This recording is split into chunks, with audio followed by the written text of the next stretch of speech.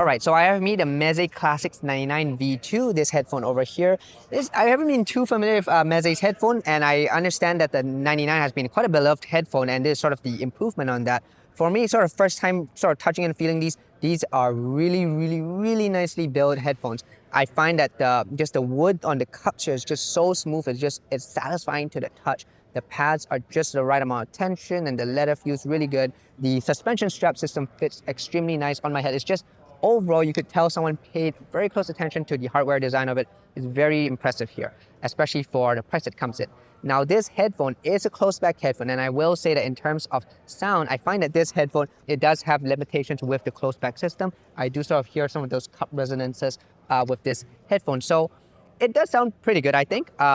However, there are a few things I'm just going to list that I wasn't the biggest fan of. The first off, really for me, I think the vocals for me had a bit of issue with boxiness in the vocals. So somewhere in the lower mid region or so, there's some excessive energy there that I find make vocals sound somewhat boxy. And I find that the treble is a bit messy, a little bit splashy, not too bright, but there's a little bit of brightness, a bit of sharpness, peakiness up in the treble. So those are really sort of two complaints that I have with this headphone. But otherwise, if you can kind of get over that, it is pretty good. I think this headphone would really excel with music that's a little more instrumental focused, in my opinion, because when you start getting into more vocal performance heavy tracks, that the boxiness of the timbre does start to be a little bit much for me. It does take me out a little bit of the music, but when I listen to stuff that's just purely instrumentals, those like sort of prog rock tracks or math rock, that sort of thing where it's just really focused on the virtuoso technique, this one does actually pretty well. So I don't mind that at all for those use cases.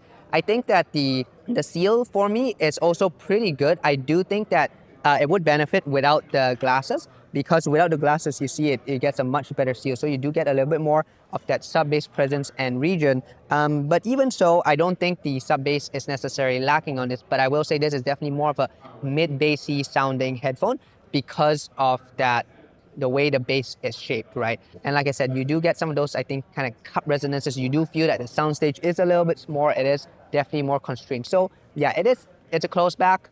It has the limitations of a closed back.